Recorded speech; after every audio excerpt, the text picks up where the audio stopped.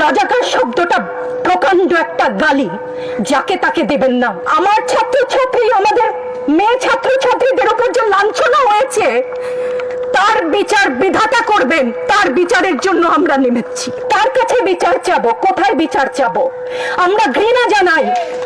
আমার কথা আমি বলতে পারবো না, আপনি তুলে নিয়ে যাবেন। প্রতিবাদ করতে পারবো না, ভিন্ন মত প্রকাশ করতে পারবো না, আপনি আমাদেরকে রাজাকার বলে গালি দিবেন। ছাত্র ছাত্রীদের উপর জুলুম বন্ধ না করলে পরিণতি ইতিহাস বলে দেয় কারো জন্য ভালো হয় না।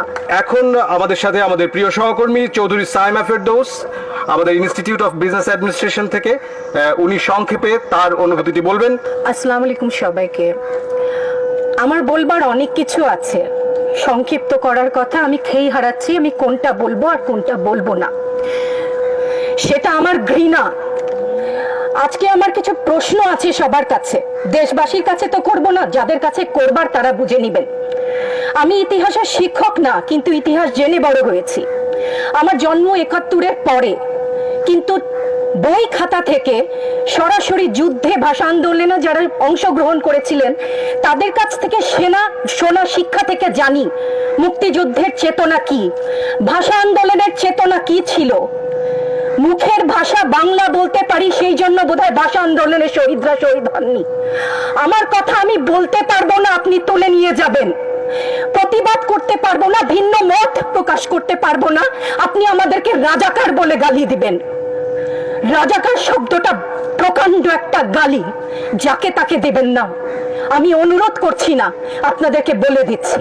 ছাত্রদের কথায় আমি কিছুটা পরে আসছি, সেখানে আমাদের সহকর্মীরা যারা বলেছে সেখানে আমি পূর্ণ একমত। আমাকে একটু বলে দেবেন আপনারা, মুক্তিযুদ্ধের চেতনা কি ছিল দেশের হয়ে? আপনারা বলবেন যে যারা শুধুমাত্র আমার বাবা মুক্তিযোদ্ধা ছিলেন তাই আমার অধিকার প্রাপ্য অনেক কিছু, সেখানে পূর্ণ সহমত। কিন্তু এর পরবর্তী কাল থেকে আজ পর্যন্ত যে সমস্ত মানুষ দেশের বিভিন্ন জায়গায় বিভিন্ন ক্ষেত্রে নিজের স্বার্থ বলিদান দিয়ে দেশের জন্য কাজ করে যাচ্ছে, সৎ পথে উপার্জন করছে, টেবিলের তল থেকে 10 লাখ 5 লাখ টাকার কোটি টাকা তো বাদই দিলাম না, সেই সমস্ত লোক সম্বরণ করছেন, তাদের মুক্তিযোদ্ধার চেতনা কি কিছু অংশে কম?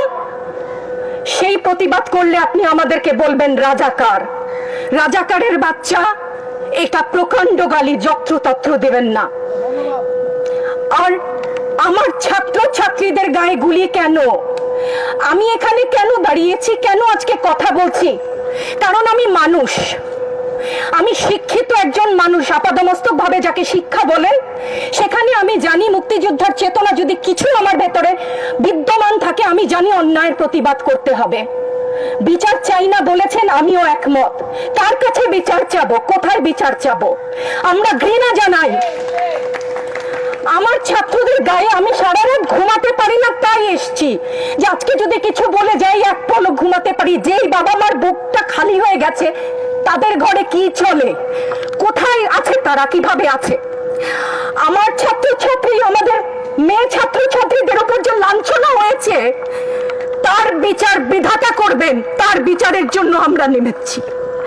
আপনারা আমাদের মুখ বন্ধ করতে পারবেন না।